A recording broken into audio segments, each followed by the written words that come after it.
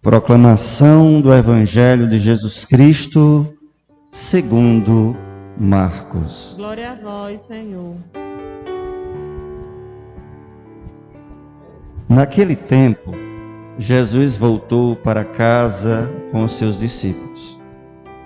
E de novo se reuniu tanta gente que eles nem sequer podiam comer. Quando souberam disso, os parentes de Jesus saíram para agarrá-lo, porque diziam que estava fora de si. Os mestres da lei, que tinham vindo de Jerusalém, diziam que ele estava possuído por Beelzebu e que pelo príncipe dos demônios ele expulsava os demônios. Então Jesus os chamou e falou-lhes em parábolas. Como é que Satanás pode expulsar a Satanás? Se um reino se divide contra si mesmo, ele não poderá manter-se. Se uma família se divide contra si mesma, ela não poderá manter-se. Assim, se Satanás se levanta contra si mesmo e se divide, não poderá sobreviver, mas será destruído. Ninguém pode entrar na casa de um homem forte para roubar seus bens, sem antes o amarrar. Só depois poderá saquear sua casa. Em verdade vos digo, tudo será perdoado aos homens, tanto os pecados como qualquer blasfêmia que tiverem dito. Mas quem blasfemar contra o Espírito Santo nunca será perdoado, mas será culpado de um pecado eterno. Jesus falou isso porque diziam: ele está possuído por um espírito mau. Nisso chegaram sua mãe e seus irmãos. Eles ficaram do lado de fora e mandaram chamá-lo. Havia uma multidão sentada ao redor dele. Então lhe disseram: tua mãe e teus irmãos estão lá fora à tua procura. Ele respondeu: quem é minha mãe? E quem são os meus irmãos? E olhando para os que estavam sentados ao redor, disse: aqui estão minha mãe e meus irmãos. Quem faz a vontade de Deus, esse é meu irmão, minha irmã e minha mãe. Palavra da salvação. Amados irmãos e irmãs que nos acompanham nas redes sociais, no canal da capela, os que nos acompanham aqui às margens da igreja, escutando através do som externo, louvado seja nosso Senhor Jesus Cristo. Neste evangelho, Jesus, ele de certa forma, ele é abandonado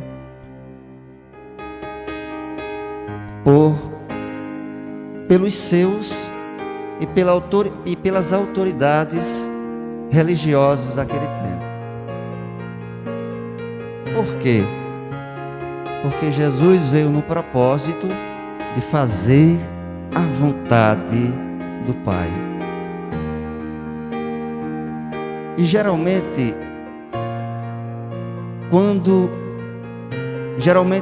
por consequência, o comportamento de Jesus o jeito de Jesus de ser diante da sua oferta ao Pai, diante da sua entrega ao Pai, diante do seu sacrifício ao Pai, e naquela ocasião, na missão, anunciando, parecia que ele estava fora de si. Para os seus, para o mundo, aquele que está em sintonia com o Pai está fora de si. Isso é a interpretação que o mundo dá para aquele que serve a Deus. Uma interpretação equivocada, uma compreensão equivocada. Jesus estava ali diante dos seus, diante aquela multidão o cercava, e os seus, que significa os seus parentes, os da sua família ou da sua comunidade, vêm para detê-lo ele, para tirar ele daquela multidão, e eles disseram consigo próprio: vamos tirar ele dali, que Jesus está fora de si. Olha a compreensão deles. Por quê? Porque Jesus não estava só repetindo o modelo de sociedade, o modelo de comunidade implantado naquele tempo. Jesus veio para aperfeiçoar a lei. Ele estava dando um novo sentido à lei e seguindo fielmente a vontade do Pai. E isso, por consequência, minha gente, transparece ao mundo que você está fora de si. Ah, aquele homem está fora de si. Vamos tirar ele dali. Porque se dedicar ao projeto divino parece ser uma perca de tempo para o mundo. Se dedicar a um trabalho voluntariado, a um trabalho de voluntário, a um trabalho que é totalmente pautado no transcendente, pautado no espiritual, onde o foco é o espiritual, onde o foco é a vida eterna. Isso desconcerta o mundo, minha gente, porque o mundo é materialista. O mundo que eu quero dizer não é o mundo que foi criado por Deus, que o mundo no contexto bíblico não é isso. O mundo no contexto bíblico são pessoas que se reúnem para acabar com a doutrina da igreja, para acabar com a nossa cultura cristã. Então, todos que se reúnem, planejam, maquinam para destruir a fé, destruir a cultura cristã, destruir a nossa civilização ocidental, que foi guardado desde os apóstolos até hoje. Isso é mundo. O mundo é isso, minha gente. Então, o mundo vai enxergar no âmbito materialista, e aqueles que guardam os valores da fé, os valores espirituais, que fala na vida eterna, que diz que é importante sim a vida terrena, é importante você emitir esforços para uma sociedade melhor, é importante você lutar pelas causas sociais, é importante que o bem comum esteja dentro do contexto dos nossos esforços. Isso é importante, mas o fim, o objetivo principal da nossa fé, da comunidade na qual o Senhor instituiu, que é a comunidade cristã, não é social, é espiritual. A finalidade não é o dia de amanhã melhor, o nosso objetivo. Isso faz parte, mas o nosso objetivo é o céu. O amanhã para a igreja, o amanhã para a nossa fé é o céu. Isso abala o mundo. E isso as pessoas compreendem. As que enxergam só o material, as que enxergam só com os olhos físicos, compreende que aqueles que dedicam a vida na causa da fé estão fora de si. Como interpretaram aqui a Jesus. Ele está fora de si. Veja como o mundo anda longe em compreender o mistério da missão de Jesus Cristo e a missão que o Senhor nos confiou. Então, amados irmãos e irmãs, Jesus sofreu isso também.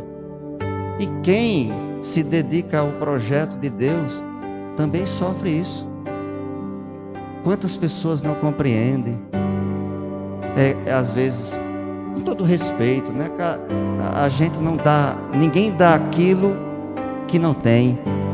Se a pessoa não conhece o mistério da nossa fé e não experimentou o amor de Jesus, é claro que quando ele vê uma pessoa se dedicando para Deus, ele vai pensar que aquela pessoa está fora de si, que aquela pessoa está exagerando, que aquela pessoa está perdendo tempo, ao invés de estar tirando tempo para a igreja, o tempo que fica ali 1 hora, 2 horas, deveria estar trabalhando para ganhar mais dinheiro e ter o mundo que nós vivemos, que é um mundo materialista, não quer perder tempo com nada. E tudo aquilo, todo trabalho que não seja materialista é uma perda de tempo para o mundo. Jesus passou por isso e todos nós temos que estar cientes que vamos ter que passar por isso e rezar pelas pessoas para que um dia possa fazer a experiência do amor de Deus, né?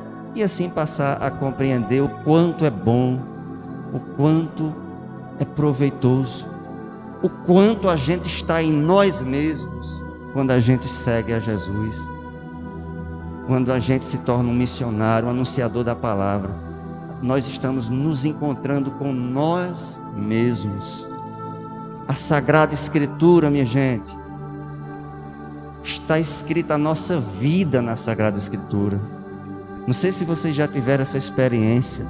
Eu creio que você que está em casa aqui, nos assistindo, quando lê a Sagrada Escritura, com o Espírito que escreveu a Sagrada Escritura, você já teve essa experiência.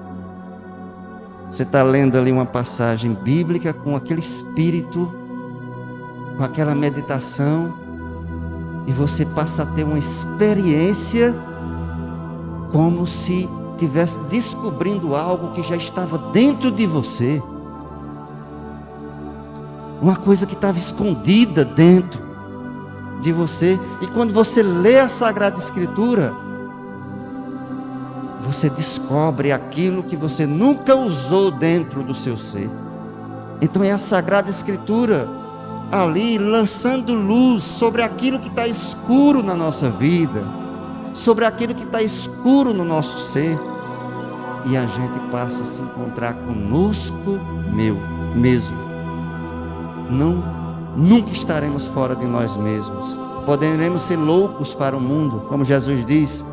A loucura do mundo é sabedoria para Deus. A sabedoria de Deus é loucura para o mundo. E para nós nos encontrarmos com nós mesmos, é necessário estarmos unidos a Cristo, nos dedicarmos a Ele, nos ofertarmos a Ele,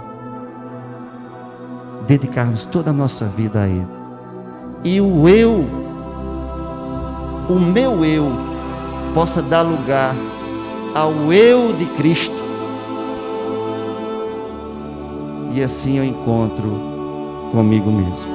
Não possamos desanimar nunca diante das interpretações e compreensões que o mundo tem diante da nossa caminhada. Nunca possamos desistir. Jesus passou por isso. Foi chamado, tudo que Jesus fazia foi chamado foi transformado o sentido do que Jesus fazia pelos fariseus. Os fariseus estavam dizendo que Jesus estava expulsando o demônio com o demônio.